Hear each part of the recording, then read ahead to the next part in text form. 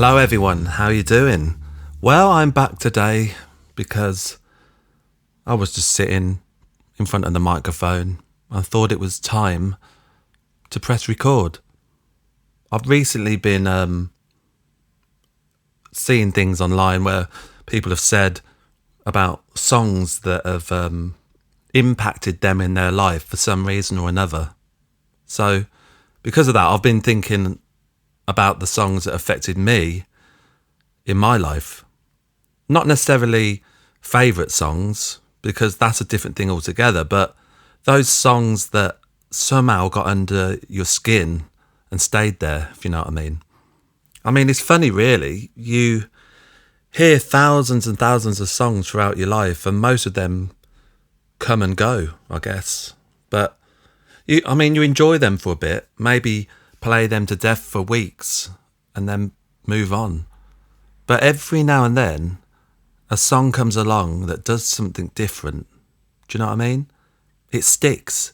It becomes part of who you are. Sometimes it's because of where you are when you first heard it. Sometimes it's because of who introduced you to it. Sometimes it's because it opened a door to a whole new world of music you didn't know existed. You just can't always really explain it at all. It just connected with you. When I was putting this list together, I don't normally make plans for this podcast. You know, I don't write anything down. I just speak as it comes. But I had to write a little bit of a list down to think about the songs that meant something to me throughout my life.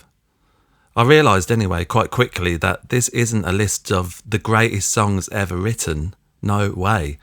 It's not even a list of my favourite songs. In fact, some of these aren't even my favourite songs by the artists themselves. If someone looked at this list, they'd probably wonder what on earth I was on about. But that's kind of the point. You get me? These are songs that changed something for me in some way or another. Songs that made me pick up the guitar. Songs that sent me off searching for other records. Songs that made me think differently about songwriting. Songs that made me realise music could be beautiful, strange, exciting, dangerous, emotional, or completely unexpected. The other thing I noticed is that these songs don't really make much sense together. I mean, if you put them all together on a playlist and hit shuffle, it would probably be all over the place. 1 minute you've got Buddy Holly, the next minute you've got Nirvana, then Leonard Cohen and the Jackson 5. Do you know what I mean? So there's no obvious thread running through them.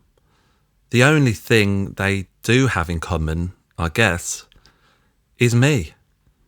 So I thought, for this episode, I'd take you through some of the songs that had the biggest impacts on my life and try to explain why. Not why they're important to music history, that's different, but why they're important to me. So, these are some of the songs that helped make me who I am. So, I'm not going to have any order to this. I'm just going to read them randomly off of the list of songs I've written, and we'll just go from there. Okay? One thing I will say though is that I've made a playlist of all of these songs, which you will see in the description for this episode, which will be on Spotify. So if you're intrigued and just want to have a listen to it all, go and check it out after you've listened to this. So number 1, Nowhere Man by the Beatles. Yes, many may say that's an obvious choice, but it's not about the choice necessarily, it's about why. I remember I was already into the Beatles when I was a little kid. I'm sure I mentioned it in the first episode. And I'd sit there with my Walkman on listening to it, probably the Red album at the time, which Nowhere Man was on. And I remember one day at school, we had an art lesson and the teacher gave us this choice. I'll never forget it, and I can't remember her name. I did try and find her, but I remember she said, right, I'm going to put a film on and you can sit in and watch the film, or you can go out and play in the playground. It's your choice. And everyone went out, obviously. They were like, I'm getting out of here. But for some reason, I was drawn to stay. And I think there was one other kid that stayed with me. And the film was Yellow Submarine by the Beatles. Now, I know some of the songs are quite varied on that, but there's a scene in the film when the song Nowhere Man comes on, and I actually remember it like I'm there. When that came on, I sat there watching it. When it came on, something happened to me. When I'd already heard the song, but for some reason when I saw it with the visuals from the Yellow Submarine film, something happened, and I felt like all these rays of colours were coming out of my mind. And because of the harmonies, especially on the intro, they're so strong and powerful. Like, it's almost like it just woke me up, and I was just like, wow. Like, I'm sure the visuals had something to do with it, helping me with all the colours, the psychedelic colours and that. But it really, really blew my mind. And I never thought of that song different again. And it was like a pinnacle moment in my life. I was only a school kid, and after that, I'm sure I went through some terrible music phases, like listening to MC Hammer and all that stuff at the time. But at that moment, anyway, this was in middle school, so I'm guessing I was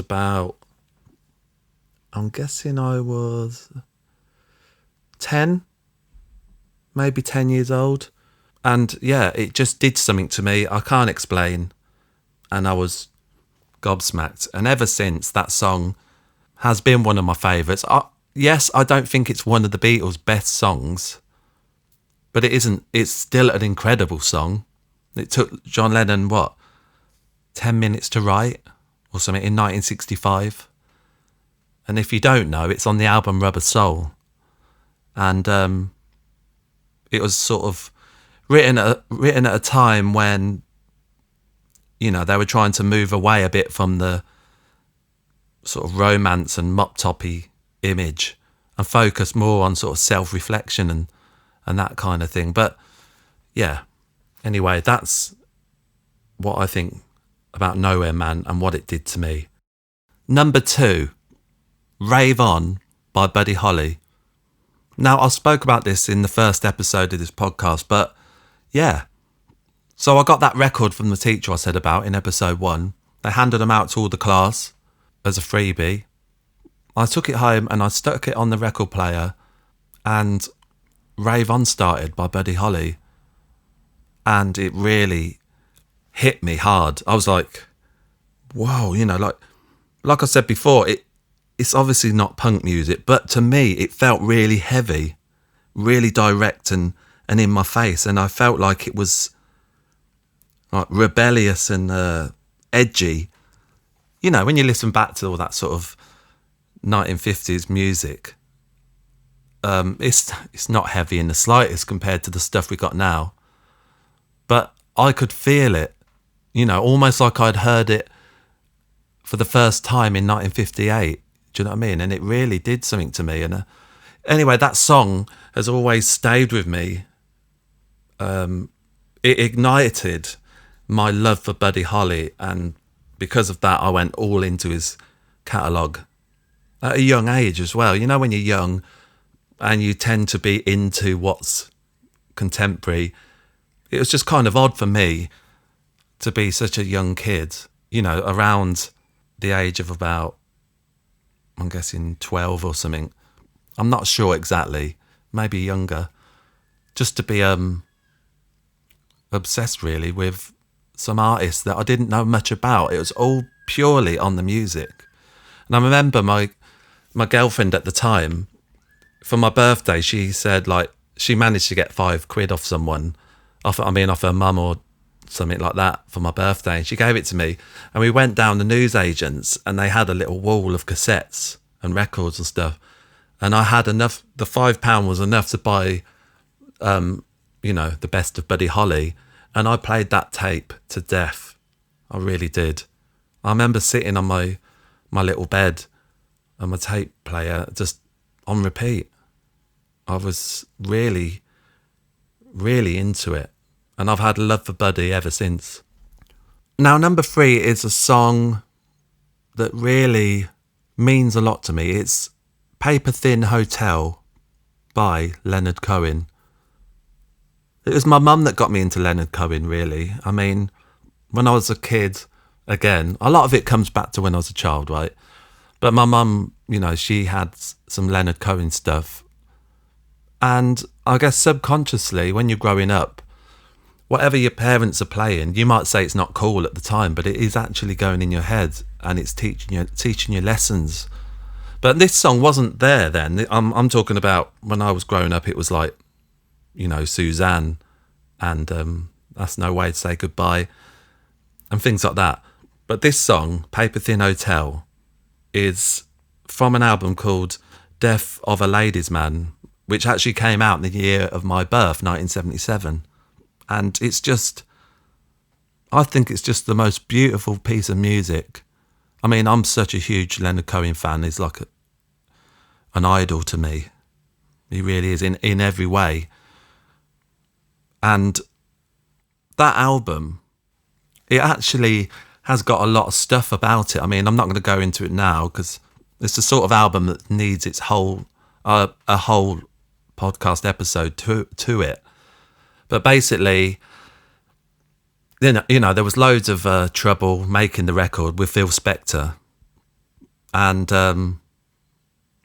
I think there might have even been a gun involved, Phil Spector, the sort of stuff he got up to.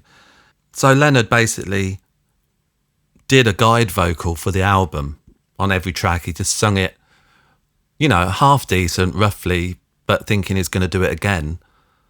And then Phil Spector basically kidnapped the tapes and Leonard didn't see it again. And then all of a sudden, bang, it was released. Just like that. And obviously he probably was pretty pissed off and annoyed about it because it's like, you're releasing my stuff without, me saying it's okay to release yet.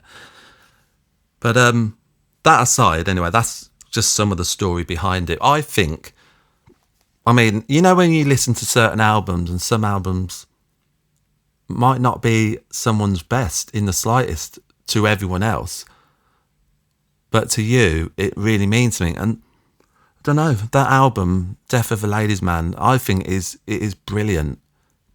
So I've read so many reviews when they say it's his worst work ever. So who's right and wrong? It's art, isn't it? No one is. But for me, I absolutely love it. And I listen to it all and it takes me on little journeys. And that's what Paper Thin Hotel does. It came to me at a time when I was going through some sort of ups and downs, probably more downs, in all honesty. And there's something gentle about Leonard's poetry and his voice, and it just captured a time in my life and stayed there.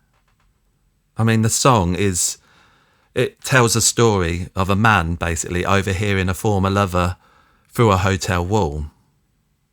It's a vivid cinematic piece filled with longing and jealousy and emotion, that kind of thing. It, I don't know, it resonated with me. It wasn't the subject of the song. It was just the way it was delivered. And musically, it ticked every box in my creative brain and it did what I needed. Now, number 4 is, I'll just remind you, this isn't a countdown or in any order, I'm just telling you, right? Number 4 is Life's What You Make It by Talk Talk. Now, I can't pretend I'm the biggest Talk Talk fan who knows all of their stuff, because I don't. I know a good bit of it, and I am a fan, but I was never heavily into the band. Not because I disliked them, just didn't click. But I remember a time I had made a mixtape, and I'm trying to think back now. Thinking back, when was it? I'm guessing around 1992, 94. I'm guessing around 94. And I'd made a mixtape with Life's What You Make It on it. And it was like, just at that time, that song resonated with me.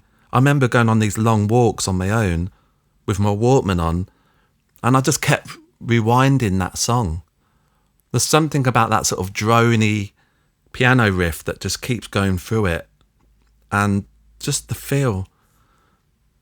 It's hard to explain, isn't it? Because sometimes you just love a song and you can't really pinpoint whether it's an instrument or a melody or anything. Sometimes it's just the feeling it gives you. And I think that Talk Talk song, it had something magical that just carried me through that moment in time. And yeah, I think it's an incredible song.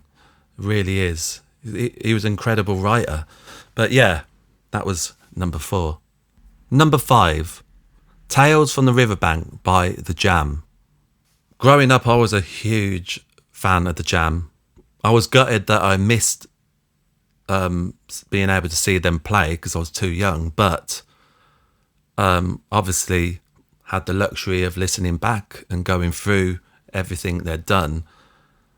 And one song that always stood out for me more than the others was the B-side, Tales from the Riverbank. It's just, I don't know, because you've got these songs by The Jam, obviously, plugged into his Rickenbacker or whatever, and raw guitars and stuff. But I always loved the other side of Paul Weller's writing. It's obvious to jump into all of the, this is a modern world, all that sort of stuff. But I always felt personally, some of his best songs were his softer songs, such as like English Rose and things like that. And Riverbank just had this thing, because it was in a minor key, and it just sort of, I don't know, it kind of just put you in this place when you're listening to it. It takes you on this little journey. And I mean, I had the luxury of playing it a few times live when I was in the Weller band, and that was like a dream come true, to be honest. In fact, when I was on the keys, I think at the time when we did it, I think I might have done some on bass, but I remember when I was on the keys and I was playing the Hammond organ, I'd be like putting these extra bits in, and he liked it. I mean, not changing the song, but I was putting these little Hammond organ stabs with reverb. So, it goes doom, doom, doom, doom, doom, doom, doom, doom, doom, doom. I was going doom, doom, doom, doom, doom, doom, doom. And it created this little feel, because when he does old songs, he's one of these people who's not afraid to give it a bit of something new without, you don't want to change it too much, but he likes to keep things fresh. And yeah, they were great memories of doing that. I was so lucky to do one of my favourite songs. But yeah, anyway, Riverbank, that has a big thing in my heart throughout my life. And yeah, I don't see that going anywhere. That's way, way stuck inside now. Okay, so number 6 is Jimi Hendrix and Angel. Now, when I was laying on my sofa at some point in my early teens, I remember laying there.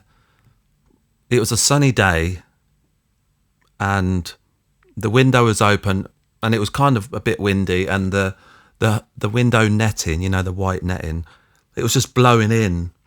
And I was just laying there, one leg stuck up on the side, laying on my back, hands behind my head kind of thing. And I had Jimi Hendrix on. And I just had this vivid moment in my head where I keep going back to, and Angel was playing. That lovely intro guitar, that sort of washy guitar sound. It just became a moment, like something anchored inside of me during that moment when Angel was playing. And throughout my life, I've always gone back to that moment. Nothing around it, just me laying on the sofa listening to Angel. I think it's the most beautiful song by Hendrix, and it was one of the last songs I think he did in the final years anyway. Yeah, it's just stuck with me. For some reason, at that time in my life, I needed it. And it came to me, it played to me, I mean. And it obviously was meant to happen right then because I'm talking about it now. Number 7. Now this song is the opening track on an incredible album called Histoire de Melody Nelson by Serge Gainsbourg, and the song is called Melody. Now, I was always a bit of a fan of Serge. When I was younger, I didn't really get it, in all honesty, because it's French, for starters. But as the years went on, your mind changes, doesn't it? And the way you hear things, and being, writing songs, myself, I started getting a hunger for, how can I put it? Textures of music from other people. Doesn't necessarily always mean that I have to like the person's back catalogue or whatever. Sometimes I'm searching for something to feed me. And I'd already been into Gainsbourg for quite a while. But when I heard that album, and that opening track, it was just something else. It was so sparse and minimal, and that interesting bass line and the stabs of strings. And it's hard to explain something like this because it's not just a feeling. It's like hearing a piece of art or looking at a painting for the first time and being transfixed with it and looking at every corner. And that song, it literally took over my body, and similar to Pet Sounds, Beach Boys' Pet Sounds, it made me see things differently. I just realised, hold on a minute, songs are a blank canvas and you can kind of piece the painting together. This is hypothetical, right? You can piece it all together bit by bit without having to just load everything on at once. And the sparseness of Gainsbourg and his music, especially around that time anyway, it really resonated with me and became an absolute huge influence. Not that my music sounds like Gainsbourg at all, but there is a huge influence in there for me. And I often go back to this album because if I sometimes feel like I'm not drying up, but sometimes when you make any kind of art, you might get you might get stuck in a loop, like something you just can't get out of, and you kind of need a reset button.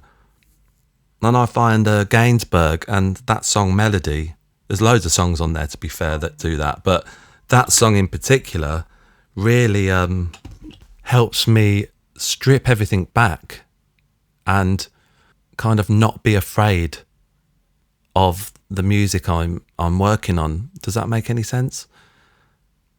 It's like almost learning when not to play. It's that kind of attitude. It's just as important when not to play than it is to play. That's an art in itself, right? Okay, we're at number 8, and I have to say there are obviously loads of other songs that I have not put in this list. Not because they're not worthy, I just haven't got room. So I might have to do another 20 more songs in another one, but it's hard because it doesn't matter what you do when you make a list. Like if someone says, give me your 10 best films or whatever, you almost feel guilty for the ones you're not including, but it doesn't mean that that you don't like them as much. Do you know what I mean? It's just I don't know if it's a human thing. We just sort of think, oh God, but I feel bad not putting that in. But, we'll go to another one in the future. But this one, number 8, is a song called Past, Present and Future by the Shangri-las. Now, Past, Present and Future is another song that it hit me at a time when I remember this being, I think I first heard it in the 90s, and I was going through a bit of a tough time for some reason. And this song just popped along somehow. Somehow I got hold of it, must have been on the CD. There was something so incredible and haunting about this song. I mean, it's a spoken word ballad, basically, that deals with like trauma, heartbreak, and memory. And its unusual structure and emotional intensity make it one of the most striking recordings of the girl group era that I've ever heard. It's one of those songs that kind of is like a story. It's like you're almost reading a book with a soundtrack of its own.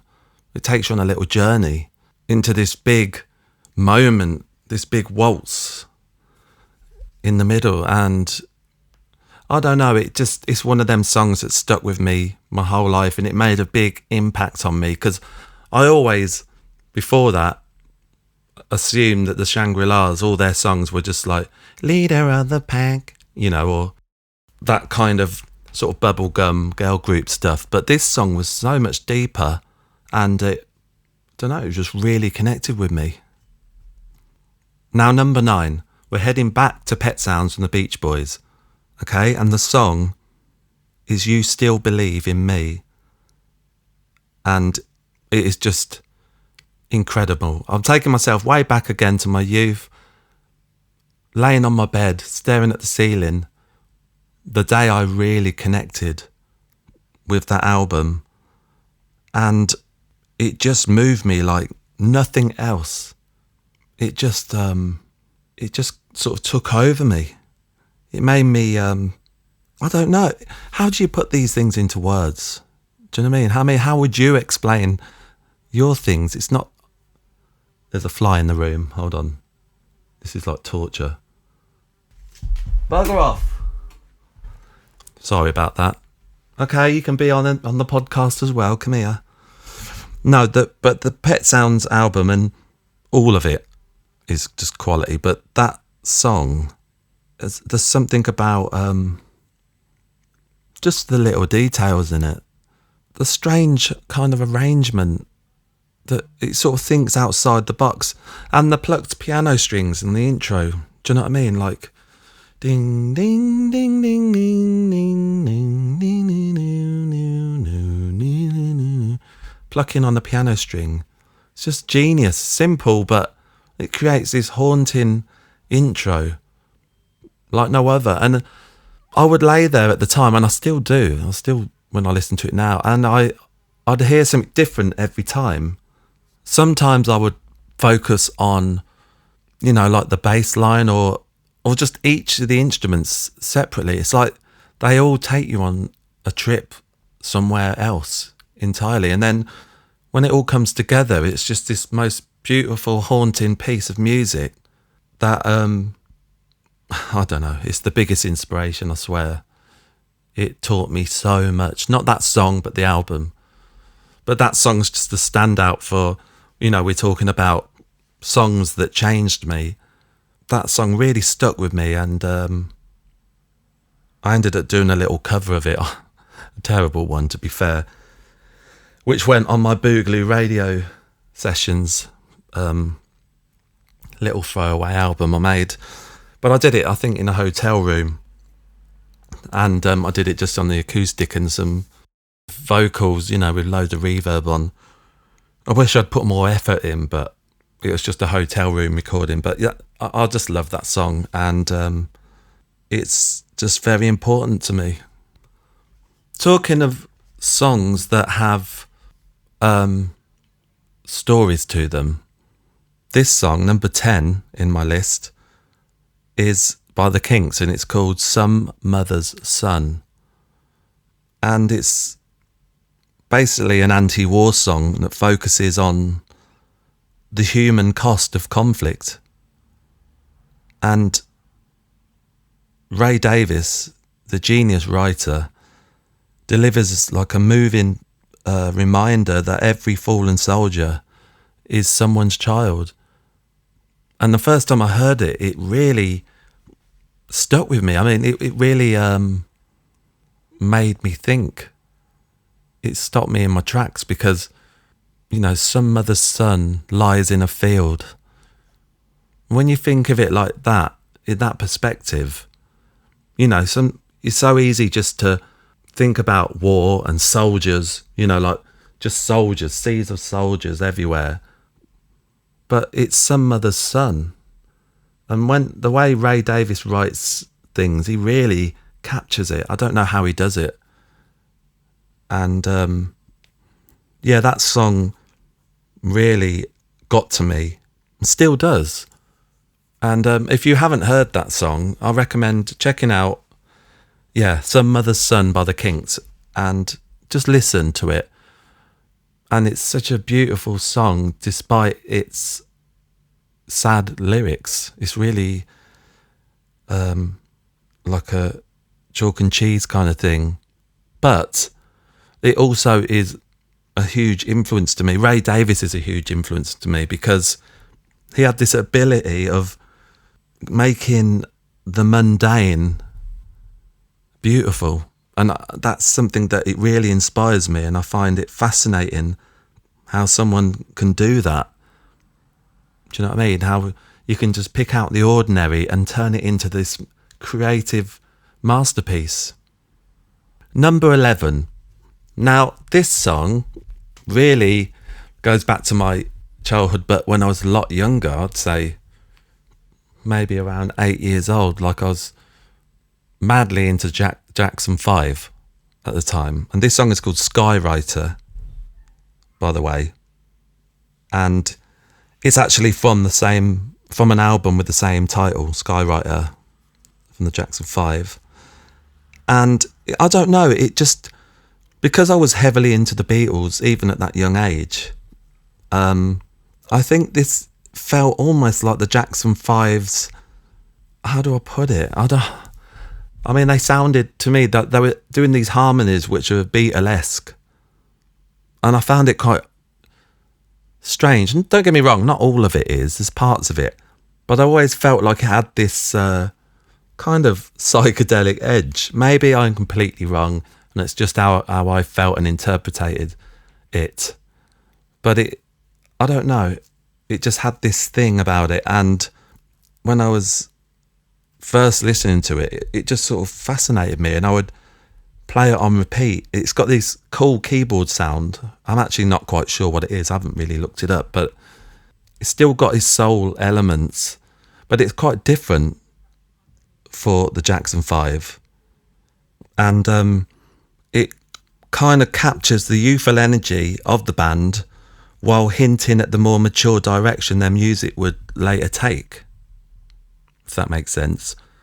That's the beauty of when you follow someone's career.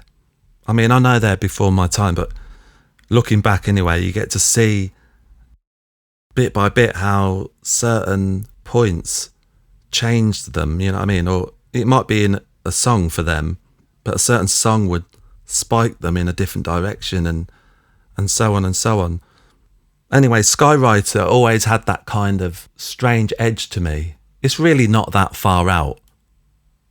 But when you compare it to something like I Want You Back or The Love You Save or something, you know, they really did progress, and it's quite interesting. So if you don't know that song, it's called Skywriter and by the Jackson 5, and I think it's really cool. Okay, number 12, I think. Am I on number 12? I think so. Well, this song is called The End of the World by Skeeter Davis. Well, it's Skeeter Davis's version. And I think it came out early 60s. It's just a timeless kind of ballad, really. It combines country and pop influences, that kind of thing. There was just something about the emptiness, the melody. It's like, it's weird. It's like it's got such a soulful voice. Not as in the soul genre. I mean, it's sad, and really quite a moving piece of music. And I guess its theme of personal heartbreak expressed as a world-ending event resonated deeply with the world at the time, not just me listening back years later.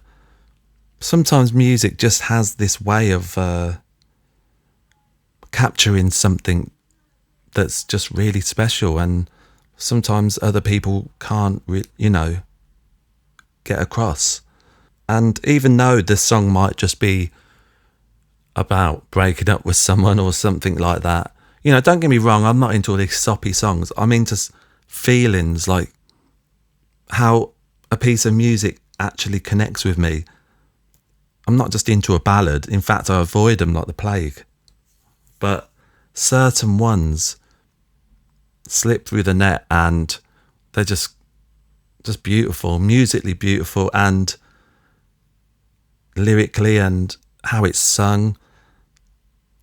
And when I heard that, I just played it to death, and I was playing it on a guitar. I remember on the Paul Weller tour bus once, when everyone had gone to bed, I actually started playing it and tried to record a little version into my phone, just downloaded one of them 4-track apps. It's probably awful if I can find it, but I tried to do a version of it because that's how much I love it. And I just wish I had written that song. Number 13 is Don't Play That Song by Aretha Franklin, which is just another masterpiece. Well, it's her version. I think it was Benny King that did the original. But her commanding sort of style of vocal delivery turns the song into a plea filled with pain, strength, and emotional depth. That's Aretha for you. And yeah, it connected with me like no other. It made me it's a weird one. This one isn't really one that inspired me musically. Like, it didn't make me think, I want to go and play this or that. It inspired me emotionally, made me feel different things. And I love all of Aretha's stuff. But there were, like I was saying earlier, there are certain songs that sometimes just do something to you and you don't know what it is. And Don't Play That Song is one of them. Number 14 is one of my all-time favourites ever. And it is called Sleepwalk by Santo and Johnny. Now, I don't know what it is, but this song has some kind of otherworldly thing that I wish I could explain. It literally sums up everything in my mind, everything I love, and it captures like this emotion. I don't know if it's just of it, of its time. Like, it's from 1959, right? And that's the year that Buddy Holly died, the Big Bopper and Richie Valens in that plane crash, right? So I don't know if I, in the back of my mind, am connecting it to this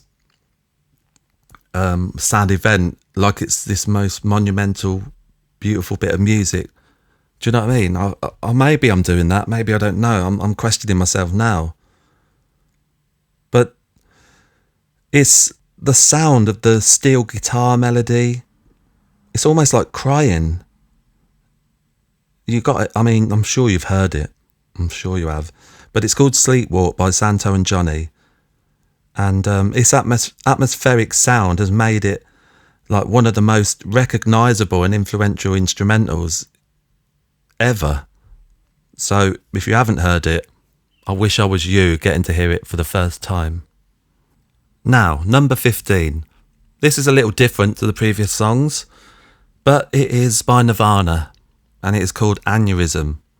Now, we're going back to my teens now, when I was going through my my angst phase, as they call it. But I was into Nirvana at the time. They were the the biggest band on the planet, I guess, for a while. And I was just at the right age group of about 15, 16 years old, I think. 14, 15, 16. And yeah, I just really loved them at the time. I still like Nirvana, I still love Nirvana. But that song, Aneurysm, when I first heard it, because it kind of had this sort of, I could hear like the punk element to it, but, you know, done in the American sort of way. But it had this punk element that just drew me in. And when he starts singing, you're like, come on over and do the twist. At the time, that was really cool to say something like that. Do you know what I mean? It was like, whether you're referring to the twist, the old song, and come on, baby, let's do the twist, whatever. But I really loved that kind of link with it. And at the time, this song was just explosive, like blew my head off. Yeah, and like I said, it kind of captures or combines, shall I say, that sort of punk energy, heavy riffs, and Kurt Cobain's intense vocal style. It's just a kick-ass tune, really. But yeah, it's another feeling one, because it's a retrospective song for me, as in the way it was of the time, actually out at the time in my life, instead of songs that are older and came out before I was born. Do you know what I mean? So this one has a different feel. But yeah, Aneurysm, I don't think it's their best song, but it's a song that really connected with me on all levels. Number 16, Noise Annoys by the Buzzcocks. Now, the Buzzcocks are one of my all-time favourite bands. And I had the pleasure of getting to know Diggle a bit, and I got to meet Pete a few times, Pete Shelley, but I never really got to chat with Pete, which I can't rest knowing I didn't. I just didn't, because the circumstances weren't right. And I just wish before he passed that I'd had a chance. But I'm glad I did meet him and shake his hand as a fan.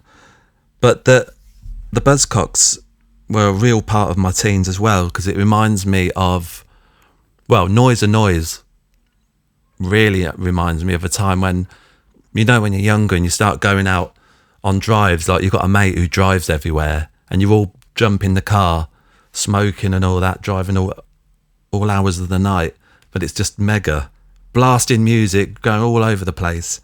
And we always had the Buzzcocks Singles Going Steady compilation on, and Noise Annoys was just insane. And years later, I know it wasn't the original Buzzcocks, but I got to see them, I think in the late 90s or maybe the early 2000s, and they did not Noise Annoys, and it took the roof off.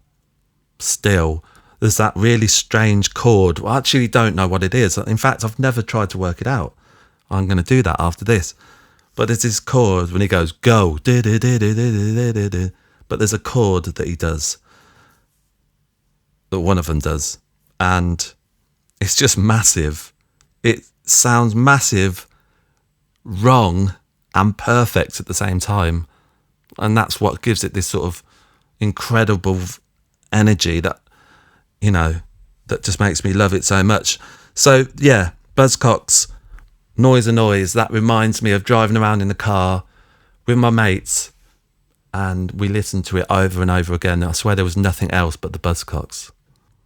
Number 17 is different genre completely. We're going into jazz. Now, I love jazz. Well, I like mainly old jazz. And, you know, like 50s, 60s kind of stuff, mainly. But this song, Moaning, by the Bobby Timmons Trio, really, I don't know if it was like the first song. I think maybe Take 5 by Dave Brubeck might have been one of the first sort of jazzy songs I'd heard. But this one, there was something about it, like something cool. It made me feel like a certain way. just cool. And I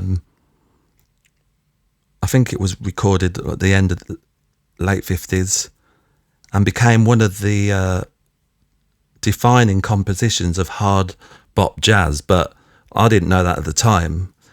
To me, I was like, what is this cool music that I can't explain? It just moves me in a certain way and, you know, puts a bit of a swing in your step when you're walking. Do you know what I mean? It's like gospel-inspired melody and infectious groove that makes it a jazz standard. It's just incredible. And when I first heard that anyway, it opened up so many doors into the kind of jazz world and into a different kind of avenue of sort of mod. Do you know what I mean?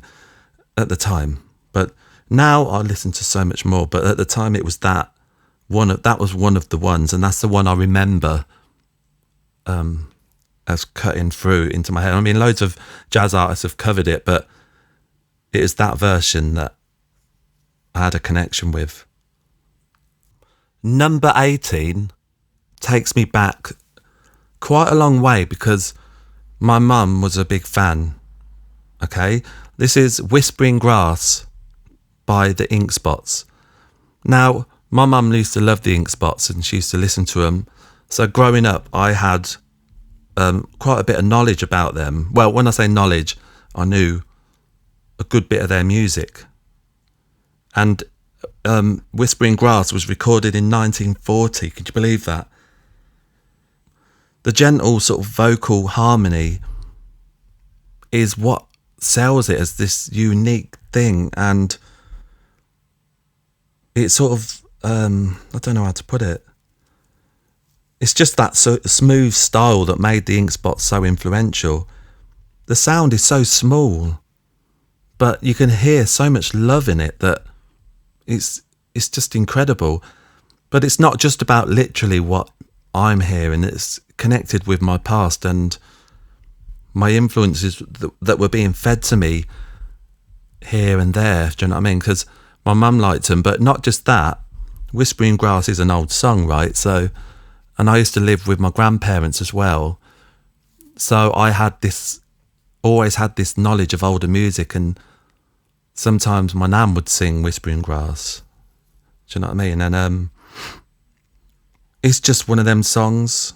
And funny enough, actually, when I was in the Weller band, I remember sometimes it would just be me and Paul. Like, he'd be at the piano and I'd be stood next to him or whatever. And when I first joined, I remember he started playing Whispering Grass. And I had this moment. I was just like, he knows. He's playing a bit of Whispering Grass. I mean, I didn't say anything, but it actually meant a lot to me because it's really ingrained into my brain and my soul. And when he started playing it, I was like, wow, I'm in the right place. I am meant to be in this band. He understands. Do you know what I mean? But yeah, it's a beautiful song. And I recently did a little acoustic version of it on YouTube. Nothing special. But sometimes when I love a song, I have to do some kind of recording of it. I don't know why. Sometimes I feel like it's like my duty just to say thank you by doing a version of it. So sometimes I do that.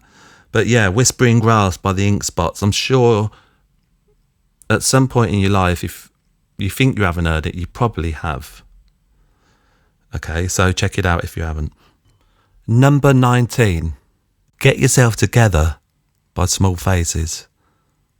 This song is one of my all-time favourites. And I think I can speak for a lot of people there, actually, especially into that kind of music. It's just incredible. And the chord changes especially are the things, I mean, as a songwriter, how it goes to like the major to the minor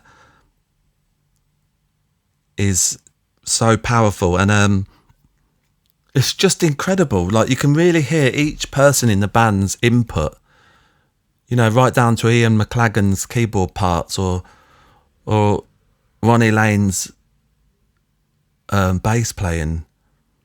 It just really connected me with me, this song, when I first heard it. And it's kind of one of their best songs. It actually is, this one. And I mean, I think fans would say that too.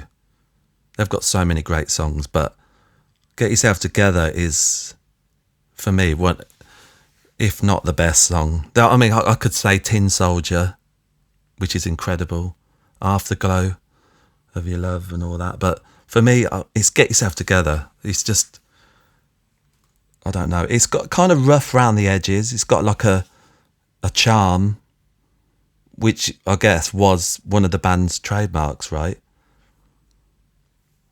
And like I said, McLagan's keyboard playing and the tight interplay between Kenny, Steve and Ronnie, do you know what I mean? It helps give the track like a momentum that feels sort of spontaneous at the same time, it's weird. I want to say so much about this song, but it's really hard to actually say, because this is another feeling song. It's the way you feel when you hear it. The only thing I would say is which I always wished when I was younger and now, because obviously it hasn't changed, is I always wish Steve's vocal was a bit louder in the mix. It always seems a bit quiet. I don't know if I need to have another listen. They might have done something to it now, but they always felt a little quiet in the mix. But the vocal melody and the music, it just moved me, and it still does. It's just, the perfect mixture of, R&B influences and psychedelic pop, which really was, the sound of the Small Faces in the late 60s. And for number 20 in this list, I've got a feeling I'm going to have to do another one. Number 20 is Bodies by the Sex Pistols. This song really meant a lot to me at the time. Not what the song's literally about, but the energy was like just something else. When I first heard that intro to the song, that opening guitar riff, it just sounded like the most menacing thing I'd ever heard. It was just like so dark and big and massive, and I was like, it made me angry, but in a good way. And I used to listen to it. I had this job in a factory at the time, which I hated. I couldn't stand going to work in this factory. And I was almost I was a bit nervous then, a bit shy. And I used to put this on every morning before I went to work. And it sort of gave me the edge I needed to get through the day. I know it sounds silly, but that song anyway, and all of it, it's just in your face, no messing, straight up. And sometimes you need these sort of things in life, don't you? You need that good slap round the face.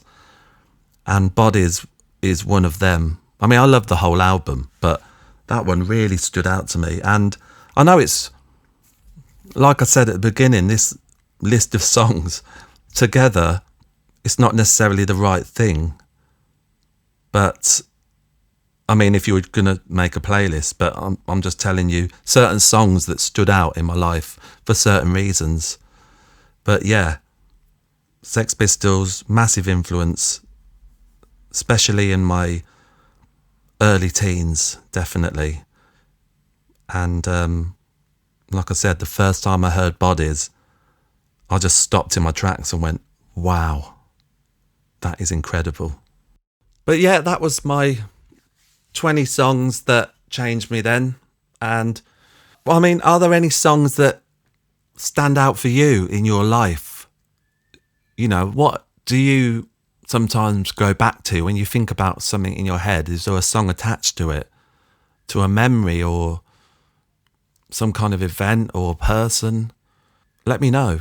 You can leave a comment in here on the platform, or you can go over to the Facebook page, the World of Andy Crofts. Just find it, search it, and leave a comment in there if you like. But yeah, I'd be interested to know what yours are. Like I said, putting this together wasn't easy because I left so many other songs out. But I can't do a top 100. That's take forever. 20 is hard enough. But yeah, before I go, just want to remind you that my single came out last Friday called Don't Think. And it's available on all streaming platforms worldwide. So if you haven't heard it, please go and check it out and tell someone about it, share it around. And yeah, that'd be great. And don't forget, I'm also playing at Bush Hall on the 20th of October. Okay? A full band show and frustration with the status quo and all that. Do you know what I mean? Right from the opening seconds. You can get tickets from andycrofts.com. There's a link on there. And I would love you to come. Do you know what I mean? This is quite a big event for me. This isn't just some local little pub gig. I've been a bit ambitious here. Maybe a little too ambitious. But I would really like to get a good crowd in there and make it a magical night, because I'm not doing an album launch on the release of the album, on the 7th of August. I decided people weren't, I don't know, in the old way, I think when they used to sample stuff, it was a lot more organic before computers, and they had to really be clever about how they sampled stuff. Do you know what I mean? And yeah, like I said, I wasn't really down with all the politics, and I certainly didn't know much about stuff going on in America, but all right. But yeah, it's been all right today, hasn't it? I don't know what I've said. I'm dreading looking back when I just tidy it up a bit. But thank you for listening, and yeah, I'll just keep plodding away with this podcast as I feel, and I hope you like it. See you later.